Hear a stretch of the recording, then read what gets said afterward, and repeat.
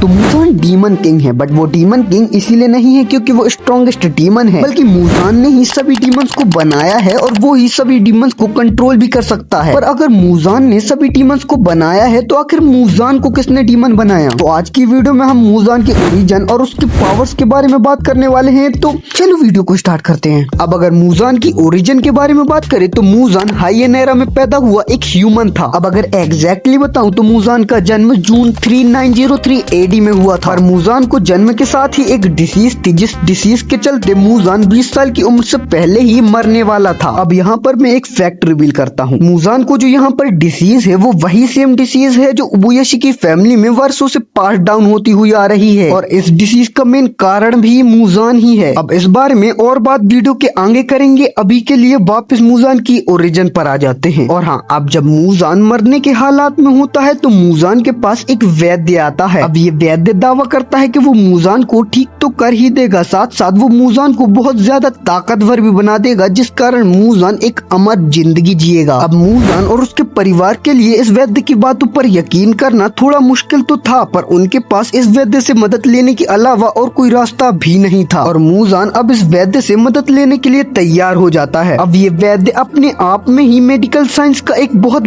बड़ा जीनियस था जो सदियों में एक बार पैदा होते हैं और ये वैद्य एक ऐसी स्पेशल जड़ी बूटी के ऊपर काम कर रहा था जो जड़ी बूटी किसी भी डिसीज को क्योर कर सकती थी और ह्यूमंस को इटरनल लाइफ प्रोवाइड करा सकती थी। और इसी जड़ी बूटी का यूज करके ये वैद्य मूजान की ट्रीटमेंट को चालू कर देता है। पर मूजान जो हर बढ़ते दिन के साथ साथ अपनी मौत के करीब आता जा रहा था, मौत के डर और ठीक न हो पाने की फ्रस्ट्रेशन के कारण उस वैद्य के ऊपर अपना भरोसा छोड़ता जा रहा था और इसी मौत, डर, भरोसे की कश्मकश में मूजान इतना ज्यादा फ्रस्ट्रेट हो जाता है कि एक दिन मूजान उस वैद्य के ऊपर एक चाकू फेंक कर मार देता है। अब उस टाइम पर मूजान को ये रियलाइज नहीं होता, लेकिन मूजान ने जो चाकू फेंकी थी उस चाकू के कारण उस वैद्य का सर पूरी तरीके से फट चुका था और अब मूजान अपने अंदर चेंजेस को नोटिस करता है। वो नोटिस करता है कि उसकी स्ट्रेंथ बहुत ज्यादा बढ़ चुकी है, उसके घाव उसके पलक झपकाने से पहले ही ठीक हो जा रहे हैं और अब फाइनली मूजान के अंदर से मौत का वो डर जो उसे अंदर ही अंदर खाए जा रहा था उसके अंदर से निकल जाता है और मूजान को लगता है कि उसने उस इटर्नल लाइफ को पा लिया है जिसके बारे में वैद्य ने उसे बताया था। और जैसे ही मूजान बाहर निकलता है उसे वापस वो महसूस होता है, उसे महसूस होता है डर,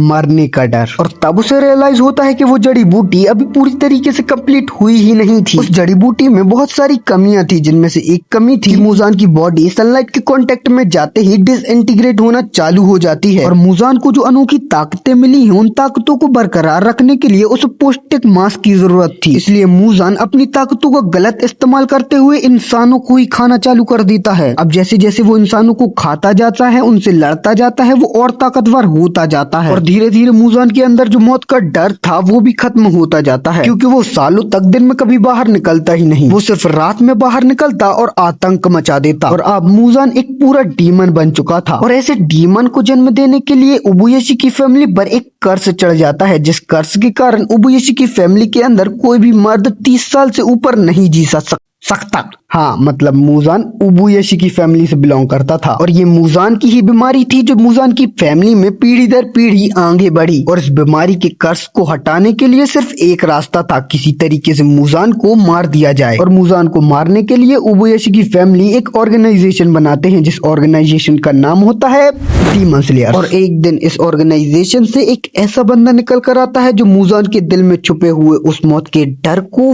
वापस निकालता है। हाँ, योरोची ने मूजान को ऑलमोस्ट मार ही दिया था, लेकिन मूजान किसी तरीके से वहां से बचकर निकल जाता है और मूजान अपनी लाइफ को खतरे में अब बिल्कुल नहीं डालना चाहता था, इसलिए वो अब रात में भी योरोची के डर से बाहर निकलना बंद कर देता है। लेकिन मूजान को इंसानी मांस तो चाहिए ही था और इसीलिए वो अपने ब्लड का यूज करके दूसरे इंसानों को भी डीमंस में बदलना चालू कर देता है। इसी बीच मूजान को पता चलता है कि उसे सन को कॉन्कर करने के लिए ब्लू स्पाइरल लिली की जरूरत पड़ेगी, मगर ये फूल सिर्फ दिन में खिलता है, इसका यूज रात में नहीं किया जा सकता और मूजान की ही तरह बनाए हुए उसके डीमन भी सनलाइट में बाहर नहीं निकल सकते थे और इसीलिए मूजान अपने ऊपर रिसर्च करके और भी डीमंस को बनाता रहता है, इस उम्मीद में कि किसी दिन वो ऐसे डीमन को बनाएगा जो सन को कॉन्कर कर लेगा। जिसके बाद फाइनली सन को कॉन्कर करके मूजान फाइनली अपने दिल से उस मौत के डर को बाहर निकालेगा और फाइनली मूजान एक ऐसी डीमन को बना देता है जिसने सन को कॉन्कर कर लिया था। हाँ, और वो डीमन है हमारी नेजुको। बच्चा। हाँ, और आगे की स्टोरी हम सभी को पता है कैसे एक लड़की के चक्कर में मुजान के घोड़ी लग गए। और अब ये वीडियो यहीं पर एंड होती है। वीडियो पसंद आई होगी तो लाइक कर देना, चैनल पर नए हो तो सब्सक्राइब कर देना। Bye bye.